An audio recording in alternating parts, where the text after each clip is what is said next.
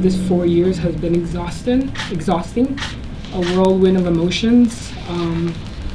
And the real justice would be my brother being here today and not having been killed so ruthlessly the way he was by Brian North.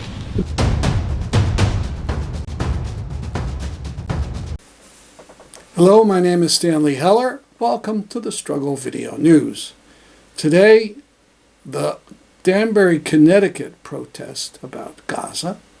More on the zone of interest, a segment on hospitals in Gaza, and part of the press conference by the family of Mubarak Solomon. We begin in Danbury, Connecticut, as hundreds took to the streets to protest the genocide in Gaza.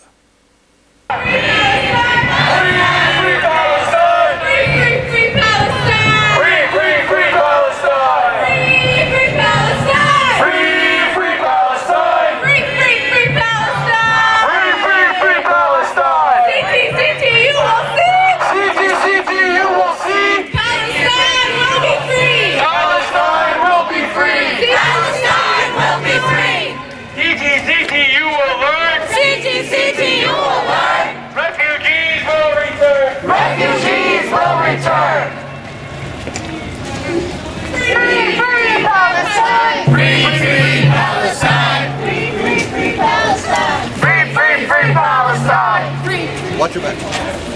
Free, free, free Palestine! Free, free Palestine! Free, free Palestine! Free, free, free Palestine! Free, free Palestine! Free, free, free Palestine! Free, free Palestine! Free, free Palestine! Free, free, free Palestine!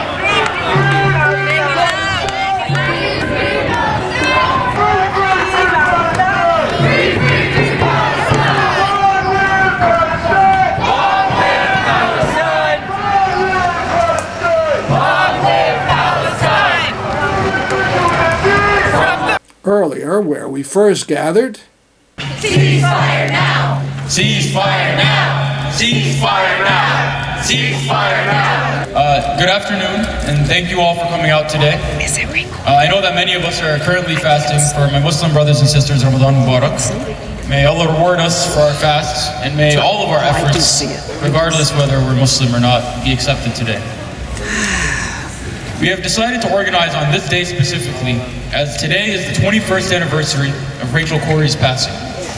For those of you who are unfamiliar with Rachel Corrie, she was an American peace activist who was crushed to death by an Israeli bulldozer while undertaking a non-violent direct action to protect the home of a Palestinian family from demolition. We bring attention to Ms. Corrie because despite her being an American, the US did not stand up for her.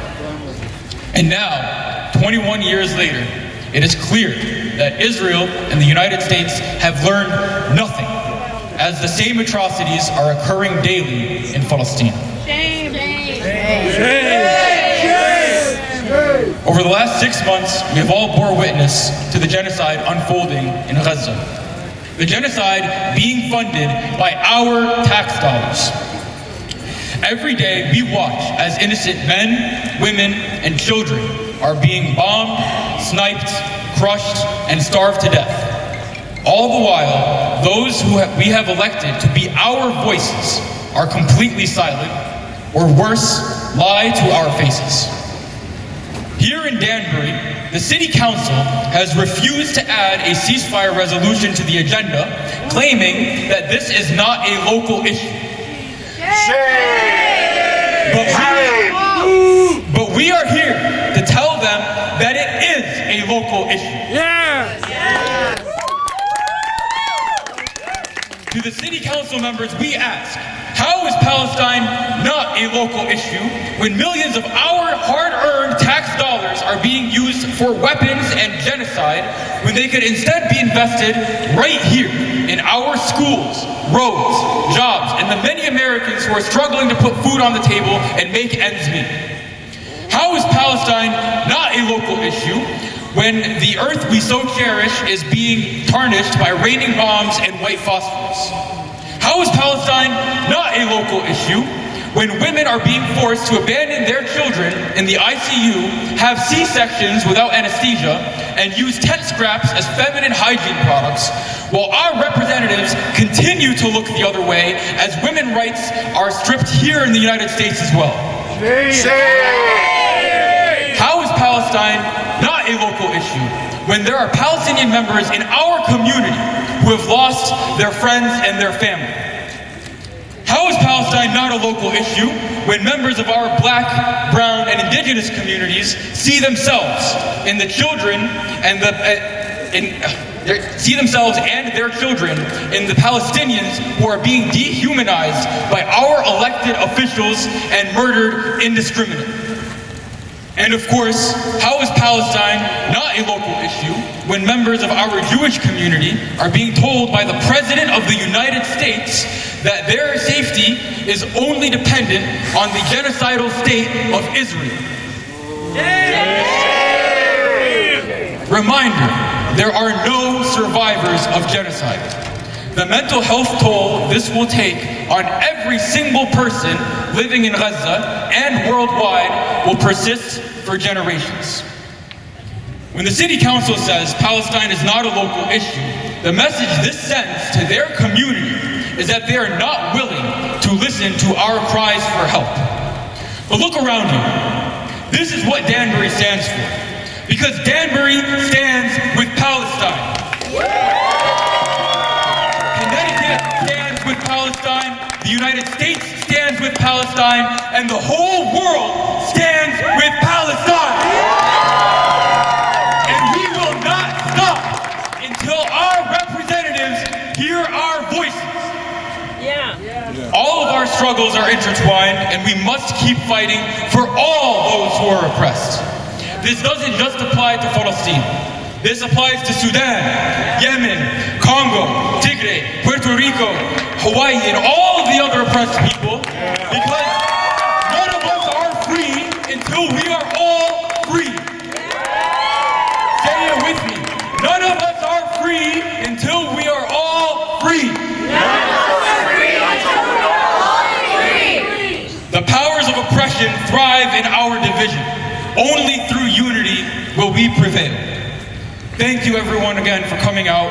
Thank you to all the amazing people who helped me organize this. As we remember the 31,000 Gazans who have been killed since October 7th, we also remember Rachel Corrie on this anniversary of her killing in Gaza in 2003. On March 16th, 2003, Rachel was in Rafah, non-violently protesting the imminent demolition of the home of a Palestinian physician, his wife, and 3 children.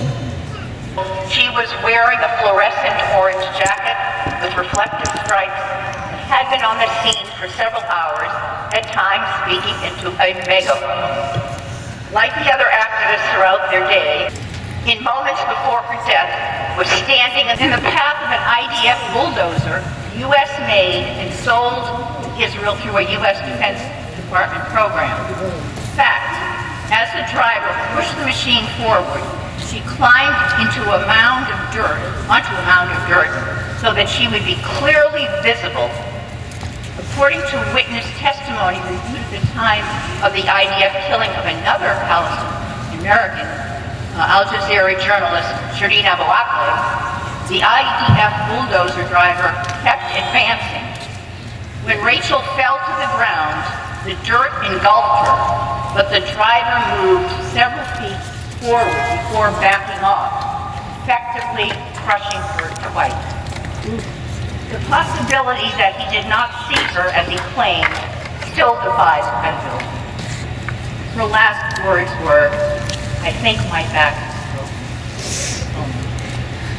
In fact, as with Shireen Abu Akleh, the Israeli government never took responsibility. The U.S. ultimately did nothing about Rachel's killing in 2003, nor Shireen Abu Akleh in 2022. Hello everyone. Soulemane, hello. My name is Jason, and I've been part of the greater Danbury area for the past 20 years. I'm a filmmaker, a content creator, a writer, and a photographer. I know the power of images. They say a picture speaks 1,000 words, and that is 100% true.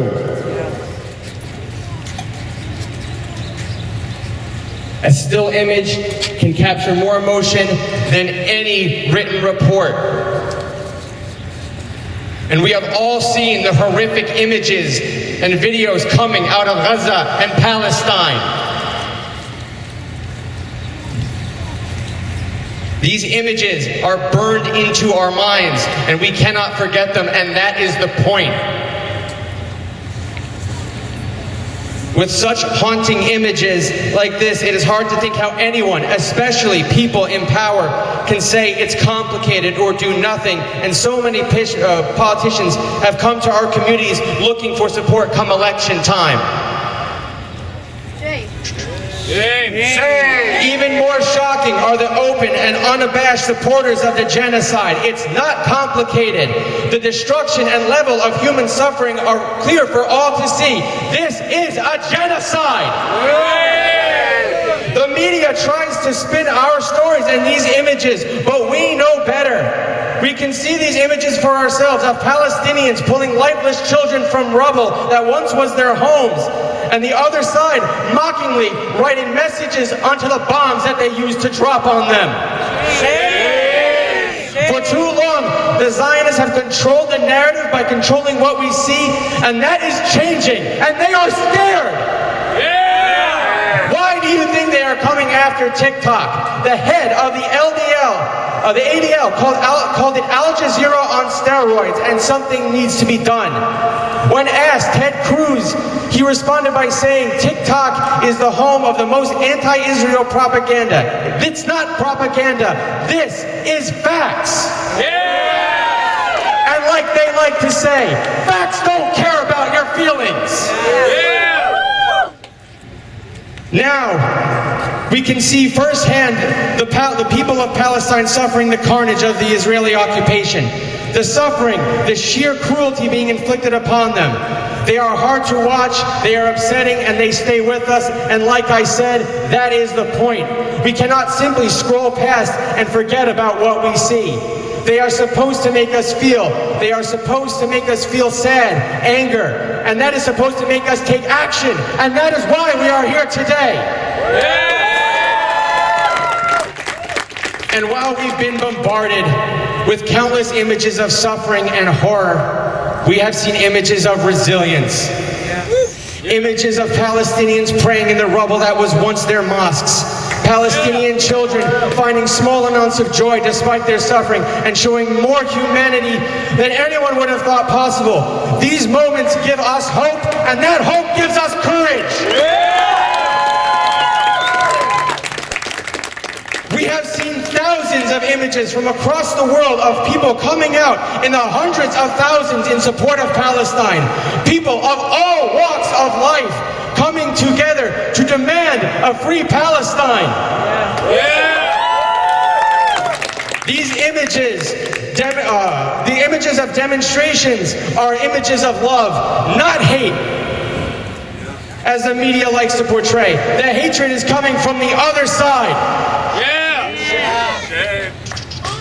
For too long, this was considered an Arab issue, a Muslim issue. But what we are seeing is that this is a human issue. And I want to see more. I want to see more images of people coming together in the spirit of humanity and saying things cannot go back to the way that they were. No more status quo. See more images of people confronting those in power for their cowardly inaction and their heartless callousness. I want to see more images of people coming to the streets demanding justice and freedom for Palestine. I want images of Palestinian children laughing and playing in a country of their own. Of a vibrant culture flourished without a brutal Zionist occupation.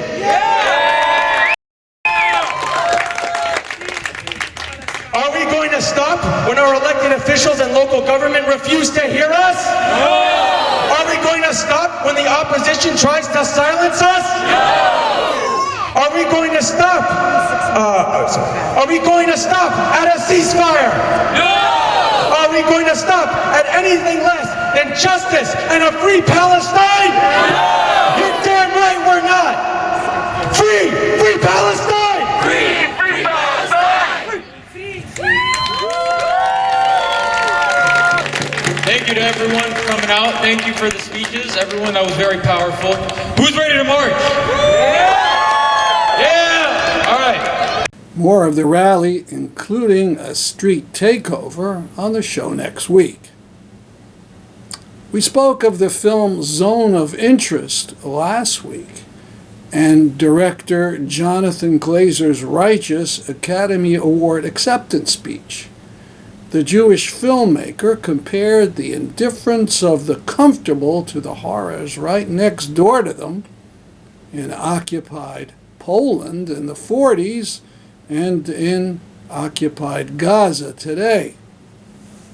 Predictably, a number of Jewish Hollywood personalities attacked him, signing a statement full of ignorance and lies, and claiming the very word occupation was some kind of blood libel, meaning it was equal to the medieval slander that Jews baked matzah that included as an ingredient Christian blood.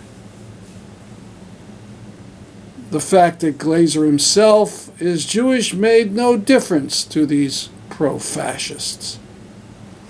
Tony Award winner Tony Kushner made an excellent remark in an interview with the Israeli paper Haaretz. He said, what he, meaning Glazer, what he's saying is so simple. He's saying Jewishness, Jewish identity, Jewish history, the history of the Holocaust, of Jewish suffering, must not be used as an excuse for a project of dehumanizing or slaughtering other people. Well said. You've heard that there are no longer any hospitals in Gaza that are fully functional. To understand what that means, listen to a surgeon who was there recently. I saw appalling injuries, mostly in women and children, but also in some men as well. And we operated under very challenging circumstances. Some days there were no sterile drapes to use to cover patients, so we had to make our own out of gowns. Some days there was no running water, so we couldn't scrub up properly. We had to try and sterilize our hands with alcoholic gel. The equipment we had to use in the operating theatres was very limited. Very limited numbers of sutures and needles to use, and very few instruments sometimes. Dr. Maynard, so really, can you tell us more about that little girl that you described at the news conference you held at the United Nations with the other doctors? Yes, this was a little girl who was managed by one of my close colleagues from Oxford, Dr. Debbie Harrington. It was a little girl with severe burns whose burns were so severe that you could see her facial bones through the burns. There was no prospect of her surviving these burns, and we knew she was going to die, but there was no morphine available in the emergency room that day, and that was a frequent occurrence during our stay there. So we knew she was going to die, but she had to die in agony. There was no way of relieving her pain. And what made it even worse, if it could be worse than that, was the fact that there was nowhere for her to die in privacy. She was lying on the floor of the emergency room at Al-Aqsa Hospital. There was nowhere else for her to go. So she died in public and in agony. And we witnessed many other examples like that. And I could spend a lot of time talking about the horrible things we saw. People dying without dignity, without pain relief. And I bore witness to things I would never, ever have expected to have seen in any healthcare setting. Dr. Maynard, can you talk about the condition of the doctors? A few months ago, we interviewed Dr. Hammam Allo, who was at Al-Shifa, and he would later die in a bombing. I had asked him, why doesn't he leave? And he said, you think that's why I went to medical school, to desert my patients? But can you talk about right now the number of doctors who have been arrested, who have died, who are hungry as they try to work? Yes, I've been profoundly humbled by the healthcare workers that I've met in Gaza, some of whom I've known for many years, some of whom I've met during my stay at Al-Aqsa Hospital. They've been working non-stop under the most appalling conditions since October the 7th. I go out to Gaza with medical aid for Palestinians.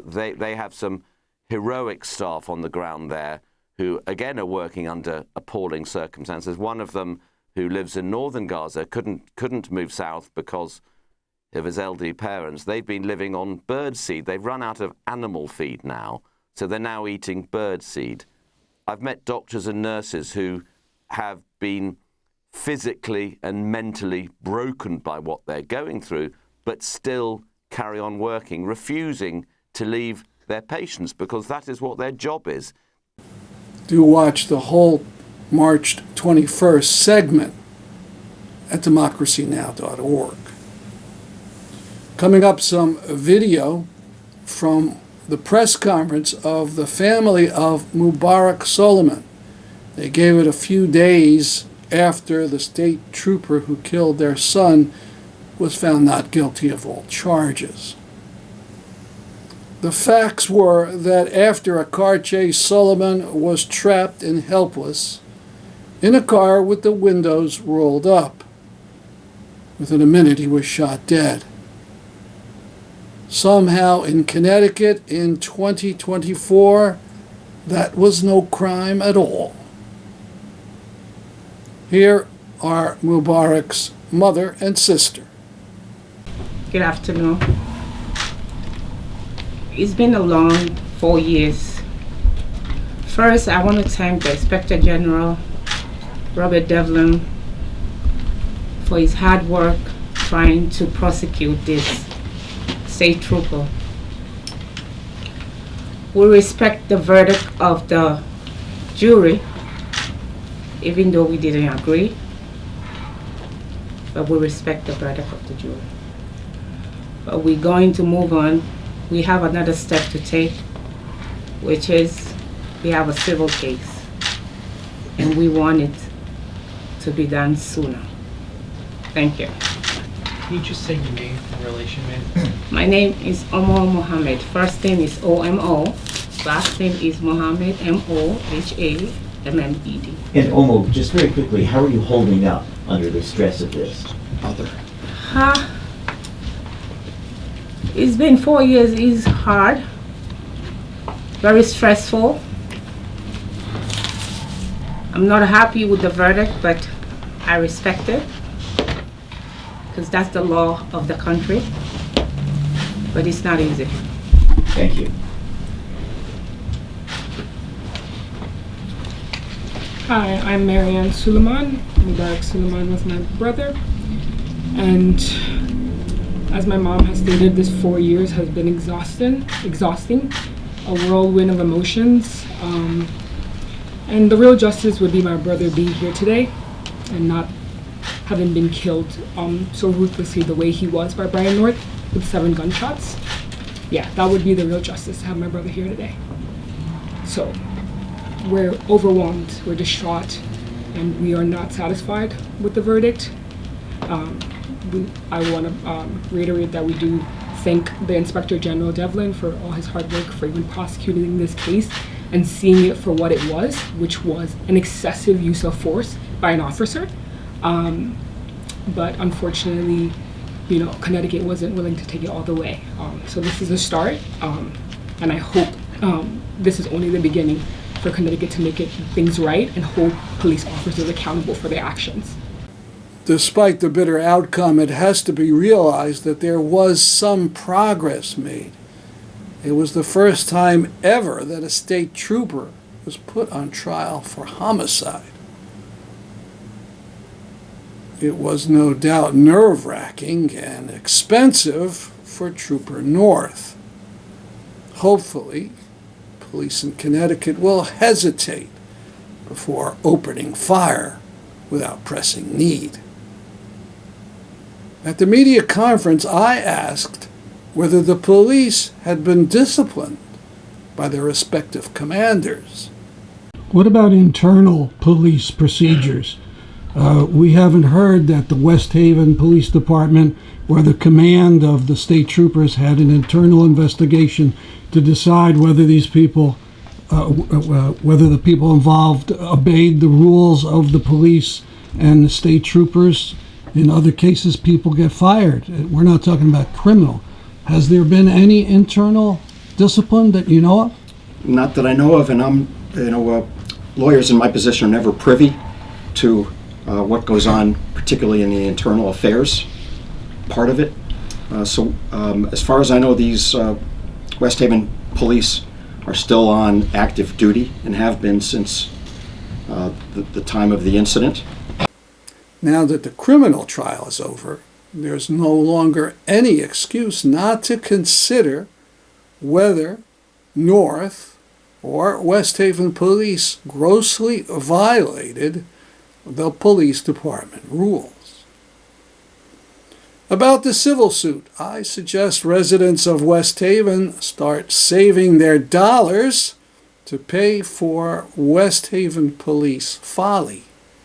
After all, troopers themselves testified that Soulemane was sitting inside the stopped car completely inactive until a West Haven cop smashed a passenger side window. Then Soulemane moved, and within seconds he was shot dead with 7 bullets. If that West Haven policeman hadn't smashed the window, the outcome could have been very different. West Haven taxpayers may end up paying a very considerable sum for that policeman's act. That's our program for today. See you next time on the Struggle Video News. I'm Stanley Heller.